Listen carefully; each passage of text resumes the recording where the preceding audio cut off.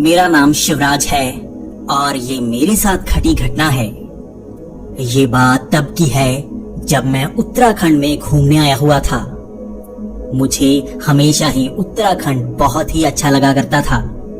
यहाँ पर बहुत सारे मंदिर हैं और मैं अलग अलग मंदिरों में घूमकर अपने मन को खुश किया करता था। मुझे इतिहास और वर्तमान को जानने में बहुत खुशी होती। उत्तराखंड में आपको ऐसे प्राचीन मंदिर मिल जाएंगे जो और कहीं नहीं मिलते। मैं भी उत्तराखंड के एक छोटे सी इलाके में नए मंदिरों को देख रहा था और मुझे पता लगा कि यहाँ पर एक मंदिर 1000 साल से भी ज्यादा पुराना है। इस मंदिर की मान्यता ज्यादा नहीं है और लोगों को इसका ज्यादा पता नहीं है, लेकिन ये मंदिर खास तौर पर साधु और योगियों के लिए खास है। यहाँ पर आपको कई तरह के योगी मिल जाएंगे और वो खास तौर पर योग मुद्रा की कई विधियां बताते हैं। यहाँ के लोग उनमें यकीन करते हैं कि वो कई तरह की बीमारियां ठीक कर सकते हैं। मैं वैसे भी फैंटेसी मूवीज बहुत ज्यादा देखा करता हूँ, इसलिए मुझे ये लगता था कि मैं भी अगर योग सही से सीख लूँ तो मैं कई कुछ पा सकता हूँ। योग को लेकर लोगों में बहुत सारे भ्रम हैं। कई लोगों का तो मानना है कि योग सिर्फ शारीरिक होता है, लेकिन ज्यादातर लोग ये मानते हैं कि शारीरिक के साथ साथ योग का मुख्य भाग मानसिक है। हम मानसिक रोगों से ध्यान मुद्रा में ही बाहर आ सकते हैं। मैं भी ऐसी शिक्षाएं जानना चाहता था क्योंकि मुझे ऐसी शिक्षा और कहीं से नहीं मिल रही थी। मैंने ज्यादातर कई YouTube वीडियोस देखी थी और कई किताबें पढ़ी थी, लेकिन मुझे योग की सही जानकारी कभी नहीं मिल पाई थी। ये मेरे लिए खास था। यहाँ पर लोगों का मानना था कि ये योग मुद्रा की ऐसी विधियां बताते हैं जो आपको पहले कभी पता नहीं लगी होंगी। मैं भी इस मंदिर में खास तौर पर यही सोचकर गया था। जब मैं इस मंदिर के अंदर गया तो मुझे वहाँ पर कई साधु मिले। वो काफी हंसमुख थे और उनका व्यवहार काफी अच्छा था। पहले तो मैं ये सोच रहा था कि उनकी उम्र काफी ज्यादा है और मुझे मजाक करना बहुत पसंद है, तो मेरे मुंह से ऐसा कोई शब्द ना निकल जाए जो उनको बुरा लग जाए। लेकिन मैं जैसे जैसे उनसे बातें करता जा रहा था तो मुझे पता लगा कि उनका व्यवहार कितना अच्छा है। वो किसी बात का गुस्सा कर ही नहीं रहे थे। सच में उनको किसी बात का गुस्सा आ ही नहीं रहा था। इस ठंडे मौसम में वो बिना कपड़ों के घूम रहे थे और उन्होंने सिर्फ एक ही लंगोट लगाया हुआ था, फिर भी किसी को भी ठंड नहीं लग रही थी। मैंने तो कई कपड़े पहनने के बाद भी ऊपर जैकेट पहनी हुई थी और मेरा हाल बहुत ज्यादा बुरा था। ऐसी ठंड कोई कैसे सह सकता है, लेकिन वो सब साधु बहुत ही खुश नजर आ रहे थे। मैं अब उनसे बातें कर रहा था कि क्यों उन्हें ठंड नहीं लगती, तो वो साधु मुझे बता रहे थे कि अगर आप योग मुद्रा में सही से विधियां जान लें तो आपको ठंड नहीं लगती। अगर हम शरीर को आंतरिक तौर पर जान लें तो हम ये जान सकते हैं कि इसे कंट्रोल कैसे करना है। उसमें से एक साधु की बातें इस तरह से थी जैसे मेरे लिए नया ज्ञान हो। वो कई तरह की कॉम्प्लिकेटेड बातें बड़ी आसानी से कर रहा था और मैं भी मंत्रमुग्ध होकर उसकी बातें सुनता जा रहा था। ये कोई धार्मिक कन्वर्सेशन नहीं थी, बल्कि बहुत ही साइंटिफिक कन्वर्सेशन थी। वो मुझे ऐसी ऐसी बातें बता रहा था जो शायद किसी साधु को नहीं पता होगी, लेकिन जब उस साधु ने बताया कि वो ग्रेजुएट है तो मुझे बहुत हैरानी हुई। मैं सोचा करता था कि साधु वो लोग होते हैं जो बिल्कुल पढ़े लिखे नहीं होते और बचपन से ही ऐसे ही साधना करने लगते हैं। वो जिंदगी के सारे सुख छोड़कर इसी तरह जंगलों में आ जाते हैं, लेकिन उस साधु ने मेरी आंखों पर लगा वो पर्दा हटा दिया। उसने बताया कि यहाँ पर सब साधु पढ़े लिखे हैं और कई तो PhD की डिग्री लेकर बैठे हैं। ये मेरे लिए काफी हैरानी की बात थी। ये मेरे लिए कुछ नया था। अब मेरे अंदर जिज्ञासा जाग रही थी कि वो इतना पढ़ने लिखने के बाद इस तरह से साधना के पीछे क्यों पड़े हैं। ये सवाल आम था क्योंकि मैं जानना चाहता था कि ये सब करने के बाद भी वो इस तरह से जंगल में क्यों रहते हैं और भोग विलास क्यों नहीं करते। क्यों वो जिंदगी के कई सुखों से दूर आ जाते हैं, जबकि शहर में हमें कई सुख सुविधाएं मिलती हैं, लेकिन वो जंगल में सब कुछ त्याग कर क्यों रहते हैं। आखिर वो क्या पा लेते हैं जिसके लिए वो शहरों में नहीं जाते। तब उस साधु ने एक एक करके सब सवालों के जवाब देना शुरू किया। उस साधु ने कहा कि हम शहर में रहकर कई तरह की तकनीक जान सकते हैं, लेकिन हम दिमागी कंट्रोल नहीं पा सकते। हमारा दिमाग बहुत ज्यादा क्षमताओं से भरा है और हम उसका इस्तेमाल करते ही नहीं। हम सिर्फ शारीरिक सुख लेने के लिए कई चीजों का इस्तेमाल करते हैं। हमने कई मशीनें बनाई हैं ताकि हम शारीरिक सुख ले सकें, ताकि हम स्वाद ले सकें। हमने कई तरह का खाना बनाया, कई तरह के हथियार बनाए, कई तरह के विमान, गाड़ियां और कई चीजें बनाई। ये सब भौतिक हैं, लेकिन हमने मानसिक विकास नहीं किया। हमारा शरीर कमजोर होता गया और हम बहुत ज्यादा कमजोर हो गए हैं। इस समय बहुत कम लोग हैं जो 70 साल को पार करते हैं। इसके बाद मैंने यही कहा कि बात तो आपकी सही है, लेकिन फिर भी इस तरह से जंगलों में रहकर भी अगर आप 10 से 15 साल उम्र बढ़ा लेंगे तो इसमें खास क्या है? आपने पूरी जिंदगी में किया तो कुछ नहीं होगा, इसका भी क्या फायदा है? तब वो साधु बहुत ज्यादा हंसने लगा और उसने कहा कि जंगलों में रहकर भी मैं वो सुख पा सकता हूँ जो तुम शहरों में नहीं पा सकते। ये मेरे लिए नया था। आखिर जंगल में वो क्या सुख पा रहे थे जो मैं शहर में रहकर नहीं पा रहा था। तब उस साधु ने कहा कि तुम्हें पता है मेरी उम्र क्या है? मैंने उस साधु को ऊपर से लेकर नीचे तक देखा। मैं जानता था उसके काले बाल उसकी ज्यादा उम्र नहीं बता रहे थे और उसका शरीर काफी ज्यादा तगड़ा था। उसकी त्वचा ज्यादा लटकी नहीं हुई थी, फिर भी उसकी उम्र ज्यादा थी। तो मैंने गैस लगाया कि आप 50 से 60 साल के बीच होंगे। ऐसा तगड़ा शरीर 60 के करीब जाते जाते थोड़ा सा ढिलकने लगता है। उसके बाद वो साधु हंसने लगा और उसके साथ खड़े सब साधु हंसने लगे। उस साधु ने कहा मेरी उम्र 90 साल है, लेकिन तुम ये पता नहीं लगा सकते मैं कब का यहाँ आ चुका हूँ। तुम्हें कभी पता नहीं लग पाएगा मेरी उम्र कितनी है, लेकिन जहाँ तक मेरा अंदाजा है 90 साल तो होगी ही। मैं उसकी बातें सुनकर हंस रहा था क्योंकि मुझे लगा कि वो बहुत ज्यादा बड़ा चढ़ाकर कह रहा है। मुझे लगा कि वो मुझे इम्प्रेस करने के लिए इसी तरह बेतुकी बातें कर रहा है। इसके बाद अब मैं थोड़े तीखे सवाल पूछने लगा था क्योंकि मुझे लगा कि वो मुझे बेवकूफ बना रहा है। आखिर और कोई भी बात करता जिसका कोई सबूत नहीं होता तो मैं उसकी बात मान लेता, लेकिन उसने अपनी उम्र के बारे में मुझसे झूठ कहा था। आखिर 90 साल और 50 साल में बहुत ज्यादा फर्क होता है। चाहे आप 90 साल में जिंदा हों, लेकिन आप बहुत ज्यादा बूढ़े होते हैं। आपका शरीर इतना तगड़ा हो ही नहीं सकता।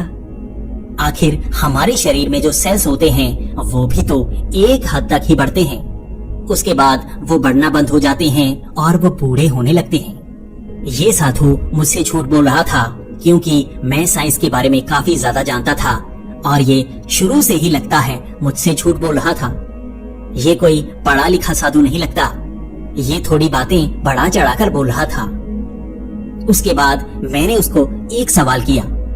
मैंने उससे कहा कि क्या आपको पता है हमारे शरीर में सेल्स होते हैं और वो कैसे बढ़ते हैं और कहाँ तक रुक जाते हैं, क्या आपको पता है? इसके बाद उसके जवाब ने मेरे भी होश उड़ा दिए। उसने कहा मुझे पता है हमारे सेल्स एक हद तक ही बढ़ते हैं। बहुत ज्यादा रेप्लिकेट होने के कारण वो एक तरह से बूढ़े होने लगते हैं और एक हद तक ही वो रेप्लिकेट कर पाते हैं। जब अंतिम सेल्स रेप्लिकेट नहीं कर पाते तब उनकी उम्र बढ़ना शुरू हो जाती है और वो भी मरते जाते हैं और हमारी त्वचा लटकती जाती है। उसके ऐसे जवाब मुझे काफी हैरान कर रहे थे। तब मुझे एहसास हुआ कि उसे पता तो सब कुछ है, फिर भी वो कुछ अजीब बातें क्यों कर रहा है। तब मैंने उससे कहा कि आप 90 साल का कह रहे हैं, लेकिन आप तो 50 साल से ज्यादा की नहीं लगते। 90 साल कैसे हो सकते हैं? तब उस साधु ने कहा कि शारीरिक तौर पर तुम दवाइयां लेते हो, तुम कई बीमारियां ठीक कर लेते हो, लेकिन क्या तुम्हें पता है कि दवाइयां काम कैसे करती हैं? अब तक पेनिसिलिन से लेकर कोई और मेडिसिन नहीं बनी है जो किसी वायरस या किसी बीमारी को मारती हो। तुम्हें पता है ये दवाइयां काम कैसे करती हैं?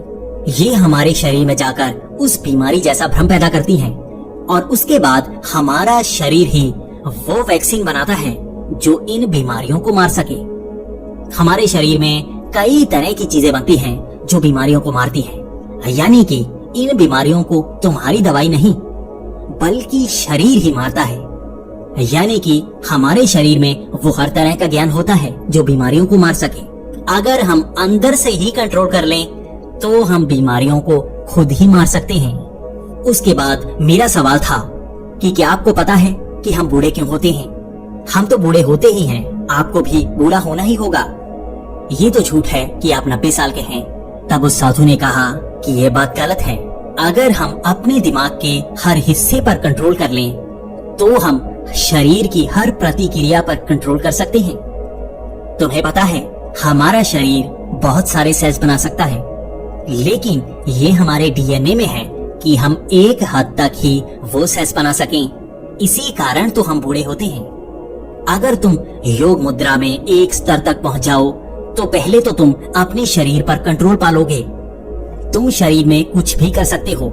इस समय तुम अपनी दिल की धड़कन नहीं रोक सकते। तुम हाथ लगाकर अपनी सांस रोक सकते हो, लेकिन कभी क्या तुमने अपने दिल की धड़कन रोकनी चाहिए? तुम नहीं रोक सकते, लेकिन उसे चलाता तो तुम्हारा शरीर ही है। आखिर तुम्हारे शरीर पर तुम्हारा क्या कंट्रोल? हम योग से अपने शरीर पर पूरा कंट्रोल कर लेते हैं। इसके बाद मैंने कहा कि क्या आप मुझे भी थोड़ा योग सिखा सकते हैं, क्योंकि अगर आप सिर्फ बातें करेंगे तो मैं भरोसा नहीं कर सकता। आपको कुछ तो करके दिखाना होगा। इसके बाद वो साधु बिल्कुल मेरे सामने बैठा था और मुझे योग मुद्रा में बिठाया गया था।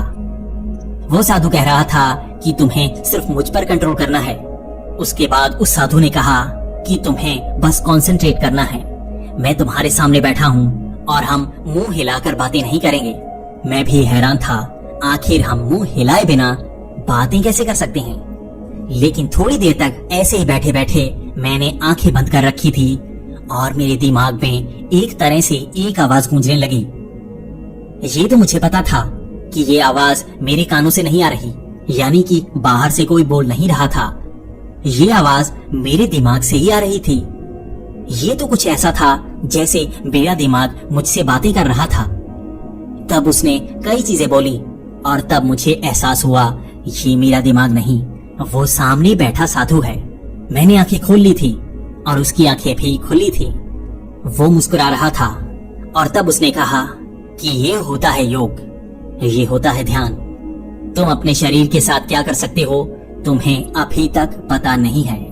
मुझे भी अब पता लग गया था कि वो साधु सारा सुख भोग छोड़कर इस तरह से जंगलों में क्यों आते हैं। अगर हमारा कंट्रोल हमारे शरीर पर हो तो हम कुछ भी कर सकते हैं। हम तो कभी बूढ़े होंगे ही नहीं। हमारी जिंदगी बहुत लंबी हो सकती है, और अगर वो मेरे दिमाग तक आ सकता था तो वो धरती के किसी भी कोने तक आ सकता था। वो हर कहीं पड़ी हर चीज का ज्ञान रख सकता था। मैंने उस साधु को कहा कि आप ही मुझे ये ध्यान मुद्रा सिखाएं। वो साधु कह रहा था कि तुम इसे संभाल नहीं पाओगे, तुम इसे कंट्रोल नहीं कर पाओगे, तुम काफी परेशान हो जाओगे। तब मैंने उस साधु को कहा कि मेरे पास 1 हफ्ता है, आप जितना सिखा सकते हैं उतना सिखा दीजिए। तब उस साधु ने कहा कि 1 हफ्ते में तुम इस क्रिया को सीख तो पाओगे, कर तो पाओगे, लेकिन तुम एक ऐसी जगह पहुंच जाओगे जहां से तुम्हें मेरा ज्ञान पाना ही होगा, मेरे साथ रहना ही होगा। तुम आम जिंदगी में योग क्रिया के साथ नहीं रह सकते। तुम कई दरवाजे खोल दोगे जो तुमसे बंद नहीं होंगे, और मेरा यकीन करो इससे तुम्हें फायदा नहीं नुकसान होगा। लेकिन मुझे तो वो ज्ञान पाना था, तो मैंने उस साधु को कहा कि आप सिखाते जाइए, मैं सीखता जाऊंगा। वो 1 हफ्ता उस साधु ने मुझे कई क्रियाएं बताई, किस तरह से हमें योग मुद्रा में बैठना होता है, किस तरह से हमें ध्यान लगाना होता है। 1 हफ्ता बहुत ज्यादा कम था, लेकिन उसके तरीके बहुत ही अजीब। वो मुझसे कहता कि सांस पर ध्यान रखो। मैं सांस पर ध्यान रखता और मुझे कब नींद आ जाती। पहले 4 दिन तो मुझे बहुत ज्यादा नींद आ रही थी। तब वो साधु कह रहा था कि नींद से ही तुम्हें जागना है। हमारा शरीर जब नींद में होता है तब उसके कंट्रोल में सब कुछ होता है। तुम्हें उसी नींद से उससे कंट्रोल अपने हाथ में लेना है।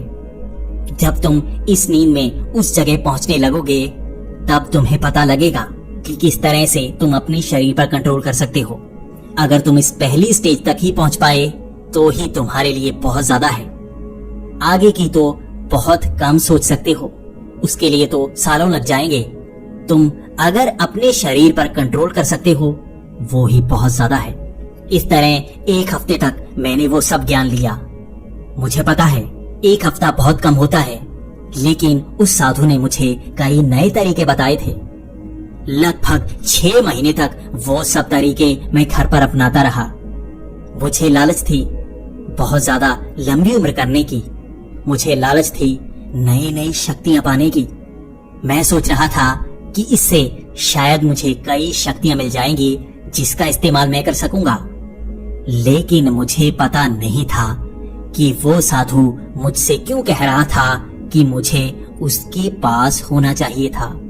6 महीने तक मैं योग क्रिया करता रहा था, लेकिन 6 महीने बाद तक मुझे काफी अजीब सी घटनाएं महसूस होना शुरू हो गई थी। मुझे कई लोग नजर आते जो किसी और को नजर नहीं आते। मुझे बड़े ही अजीब सपने आते और सपने में कई बार कुछ ऐसी चीजें होती जो बाद में मेरे साथ घटती। ये तो बिल्कुल इस तरह था जैसे मुझे इशारे होते हों कि भविष्य में क्या होने वाला है। लेकिन मेरा यकीन कीजिए, भविष्य का पता ना ही हो यही अच्छा होता है। मेरे लिए सारी जिंदगी ऐसी हो गई थी जैसे ये पहले भी मैंने देखी है। मुझे किसी चीज में मन नहीं लगता। ये सब मेरे लिए जैसे पहले हो चुका था, लेकिन मुझे ये समझ नहीं आती कि मैंने ये सब पहले कहां पर देखा है। मेरी जिंदगी नर्क बनती जा रही थी।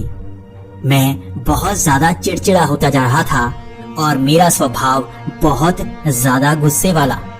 मैं हर किसी से लड़ता रहता। घर में भी मेरी सबसे लड़ाई होती। सब मुझसे परेशान रहने लगे थे। सब यही जानना चाहते थे कि मैं उन छुट्टियों में कहां गया था जिसके बाद मेरा ऐसा व्यवहार बदल गया। आखिर मैं इस तरह से सारा दिन ध्यान क्यों लगाता रहता हूँ? आखिर मैं ज्यादातर सोया ही क्यों रहता हूँ? 7वें महीने तो मेरे हाल बहुत ज्यादा बुरे होने लगे थे। मुझे घर के अंदर ही ऐसे लोग दिखाई देते जो किसी और को नजर नहीं आते। कई लोग कुर्सी पर बैठे होते तो कई पलंग पर बैठे होते। वो आधे धुंधले से नजर आते और जब भी उनके कोई पास आता तो उनके बीच से निकल जाता और वो तो जैसे धुएं के बने होते। मैं बहुत ज्यादा डरने लगा था। ये मेरे लिए अलग था। इसके बाद मैंने ध्यान लगाना छोड़ दिया था, लेकिन ध्यान लगाना छोड़ने के बाद मेरे हालात और भी बदतर होते गए। मेरा शरीर बहुत ज्यादा कमजोर होता जा रहा था। मेरी आंखें भी खराब होने लगी थी और मुझे अब चश्मा लग गया था।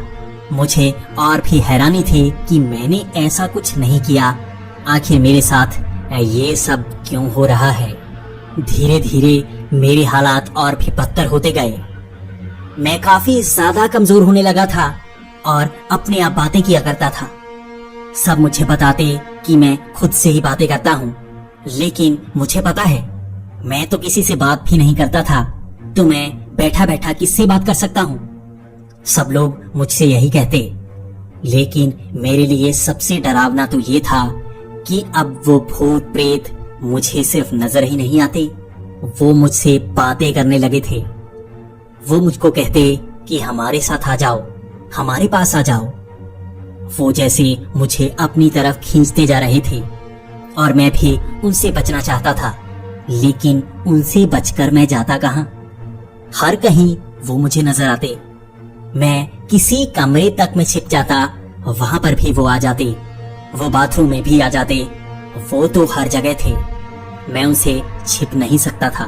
अब मुझे पता था कि उनसे बचने के लिए मुझे दोबारा उत्तराखंड जाना ही होगा। मुझे उसी मंदिर में जाना होगा और उस साधु से बात करनी होगी। उस साधु से बात करके ही मुझे वो चीजें मिल पाएंगी जिससे मैं बच पाऊंगा। मुझे वो ज्ञान चाहिए। इससे आगे क्या करना है? इससे बाहर कैसे निकलना है? क्या ये हमेशा के लिए मेरे साथ जुड़ गया है? क्या ध्यान करने के बाद ऐसा ही होता है? ये सवाल मुझे चीरते जा रहे थे और मुझे इन सब का जवाब पाना था। मैं अगली सुबह ही उत्तराखंड पहुंच गया। मुझे यहाँ पर उसी मंदिर में जाना था और मैं 1 घंटे में ही उस मंदिर में भी पहुंच गया।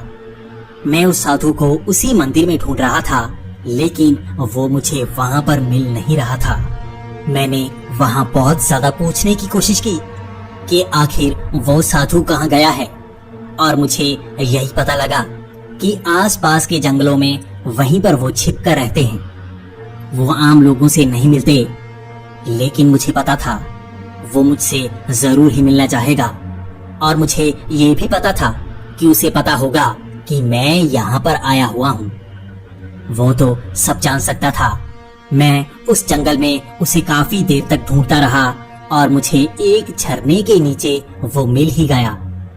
मैं भागता हुआ उसके पास गया और मेरा चेहरा देखकर वो हंस रहा था। उसने यही कहा कि तुम्हें तुम्हारे सवालों के जवाब मिले या कई और सवाल खड़े हो गए। मैं उसके सामने एकदम सीधा खड़ा था और काफी हैरान खड़ा था। मैं डर सा रहा था। मैं ये जानना चाहता था कि मेरे साथ हो क्या रहा है, और मेरे सवाल मेरी जबान से जैसे बाहर निकलना चाहते थे। मैंने तभी उससे कहा कि मेरे साथ बहुत कुछ हो रहा है। आप यकीन नहीं करेंगे, मुझे यहाँ पर भी कई लोग नजर आ रहे हैं। वो भूत हैं या प्रेत मुझे नहीं पता। क्या ये मेरे दिमाग का भ्रम है या दूसरी दुनिया का दरवाजा मेरे लिए खुल चुका है? लेकिन उसके बाद उस साधु ने मुझे सब कुछ बताना शुरू किया। उस साधु ने कहा कि ये ध्यान बहुत मुश्किल होता है। तुम्हें क्या लगता है तुम आसानी से इसे पा सकते हो? मैं पिछले 40 साल से लगा हुआ हूँ इसे सही तरह से पाने के लिए। मैं जिंदा स्तर तक पहुंच गया हूँ। इसके बाद मुझे मरना होगा अगले स्तर तक जाने के लिए। तुम ये सब नहीं पा सकते। कठोर तपस्या करना हर किसी के बस की बात नहीं होती। तुम भी ये नहीं कर पाते, मुझे पता था। लेकिन तुम तो इस तरह से कह रहे थे जैसे तुम इसे पाना ही चाहते थे। तुम सुख भोग को पाने के लिए इस ज्ञान को पाना चाहते थे, इसलिए तुम अधूरा ज्ञान पाकर ही यहाँ से भाग गए। मैंने तुमसे कहा था तुम्हें मेरे साथ रहना होगा। ये ज्ञान बहुत मुश्किल होता है। उसके बाद उस साधु ने पूरी सच्चाई बताना शुरू किया। उसने कहा कि जब तुम ध्यान करते हो तो तुम अलग स्तर तक जाना शुरू हो जाते हो। हमारे शरीर की कई इंद्रियां बंद होती हैं, और जैसे ही हम आम जिंदगी जीना शुरू कर देते हैं वो इंद्रियां हमेशा के लिए बंद हो जाती हैं। अगर हम ध्यान करें तो हम धीरे धीरे उन इंद्रियों को जगाने लगते हैं। ये इंद्रियां कई अलग अलग काम कर सकती हैं, लेकिन ये हमारे कंट्रोल में रहनी चाहिए। अगर ये हमारे कंट्रोल से ही बाहर हैं, तो ये हमारे लिए नुकसानदायक होती हैं। जिस तरह से गुस्सा अगर तुम्हारे कंट्रोल में हो तो तुम अपनी शक्ति बढ़ा सकते हो, लेकिन अगर ये गुस्सा तुम्हारे कंट्रोल से बाहर हो तो ये तुम्हें भी नुकसान पहुंचा सकता है। तुम अपने शरीर को नुकसान पहुंचा सकते हो और तुम्हें ये महसूस भी नहीं होगा। जब वो गुस्सा कम होगा तब तुम्हें पता लगेगा तुम क्या गलती कर बैठे हो। इसी तरह से शरीर में और भी कई इंद्रियां होती हैं, वो तुम्हारे कंट्रोल में होना बहुत ही जरूरी होती है। तुमने भी योग का ज्ञान अधूरा ही पाया। ध्यान के अधूरे ज्ञान को तुम ऐसे ही चलाते गए और सही जगह पर तुम पहुंच ही नहीं पाए। तुमने अपनी इंद्रियों को जगाना तो शुरू कर दिया, लेकिन उसे कंट्रोल कैसे करना है ये तो तुम्हें अब तक पता नहीं लग पाया। तुम अपनी जिंदगी को और भी बदतर बना पाए। उसके बाद मैंने उस साधु को कहा कि मुझे ये भूत या प्रेत क्यों नजर आते हैं, यही तो मेरी परेशानी का सबसे बड़ा सबब है। तो उस साधु ने कहा कि तुमने अपनी एक इंद्री को थोड़ा जगाना शुरू कर दिया है। तुम्हें क्या लगता है हमारे यहाँ सिर्फ एक ही दुनिया है? हम कई दुनियाओं से जुड़े हुए हैं। इन प्रेतों की दुनिया भी यहीं पर है। वो अलग आयाम है, तुम उसे देख नहीं सकते, लेकिन वो हमारे साथ जुड़ा है। हम मरकर सिर्फ आयाम बदलते हैं और तुम दूसरे आयाम को देखने लगे थे। यही तुम्हारे डर का सबब था। वो तुम्हें अपनी ओर बुलाना चाहते हैं क्योंकि तुम उनसे बात करने लगे थे। वो धीरे धीरे तुम्हें अपनी जगह पर ले ही आते और इस तरह तुम मरते। तुम्हें ध्यान का सही ज्ञान पाना होगा और अगर तुम कठोर तप करना ही नहीं चाहते तो तुम्हें अपनी इंद्रियां बंद ही रखनी होगी और सिर्फ अपने दिमाग को ही खोलना होगा। अगर तुम स्वस्थ शरीर चाहते हो तो तुम्हें उसी तरफ कंसंट्रेट करना होगा। इन बड़ी इंद्रियों को जगाना तुम्हारे बस की बात नहीं। इसके बाद लगभग 2 महीने तक मैं उसी साधु के पास इंद्रियों का ज्ञान पाता रहा। धीरे धीरे मुझे वो भूत प्रेत दिखना बंद हो गए। तब धीरे धीरे मेरा शरीर भी बहुत बेहतर होता गया। तब उस साधु ने कहा था कि मुझे कई साल लग जाएंगे घोर तप करने में। इसमें 30 से 40 साल लग सकते हैं। तब तुम धीरे धीरे अपनी उम्र बढ़ाते जाओगे। मैं तो दूसरी दुनिया में जाना चाहता हूँ। मैं दूसरी दुनिया का वो आयाम महसूस करना चाहता हूँ। मैं उससे भी परे जाना चाहता हूँ। ये ज्ञान मैं तुम्हें नहीं दे सकता। उस साधु के ये जवाब मेरे लिए काफी अजीब थे, लेकिन अब मैंने काफी अच्छा ज्ञान पा लिया था। मुझे योग की कई क्रियाएं आ गई थी जो शरीर को बहुत ज्यादा स्वस्थ बना रही थी। मेरे शरीर में कई एलर्जीज थी जो अब खत्म हो गई थी। मेरे शरीर में कई विकार थे जो ठीक हो गए थे। मैं इससे बहुत ज्यादा खुश था और इससे ज्यादा का ज्ञान पाना भी नहीं चाहता था। आखिर ऐसा ज्ञान किस काम का जिसे आप पूरी तरह से समझ ना पाओ। इतने लंबे समय तक वो ज्ञान पाना किसी आम आदमी के बस की बात नहीं। मैं भी तो आम आदमी ही तो हूँ। उसके बाद मुझे वहां से जाना था, लेकिन मेरे कुछ सवाल थे। मेरे सवाल भूत प्रेतों को लेकर थे। मैं उसे तो जानना चाहता था। मैंने उस साधु से पूछा कि आखिर हमें भूत प्रेत नजर ही क्यों आते हैं, और मैंने तो इन इंद्रियों को जगाया था। आखिर उन लोगों को भूत प्रेत क्यों नजर आते हैं जो कई बार रात को घूमते हैं। तब उस साधु ने बताना शुरू किया, लोग मरने के बाद भूत प्रेत बनकर यहीं पर रहते हैं, बस उनका आयाम अलग होता है। वो हमें नजर नहीं आते, वो हमें महसूस नहीं होते, लेकिन कई बार हम बहुत ज्यादा डर जाते हैं या कई बार अंधेरे में हमारा दिमाग इस तरह से काम करने लगता है कि हम उस इंद्री को थोड़ा सा जगा देते हैं, जिससे हमें ऐसा एहसास होता है कि हम भी उस दुनिया के किसी प्राणी को महसूस कर पाए हों। यही होता है कई लोगों के साथ। उन्हें भूत प्रेत नजर आते हैं। और तुम्हें नहीं लगता कि जब हम डरे हुए होते हैं तभी हमें भूत प्रेत क्यों नजर आते हैं? हमारे शरीर में कई इंद्रियां हैं, और मेरा यकीन करो, तुम सब इंद्रियों की जानकारी नहीं पाना चाहोगे। ये तुम्हारे लिए सही नहीं होगा। इसके बाद मैंने उस मंदिर से विदाई ली और मैं घर को निकल गया। मुझे अब योग का सही ज्ञान था और मैं ये जान गया था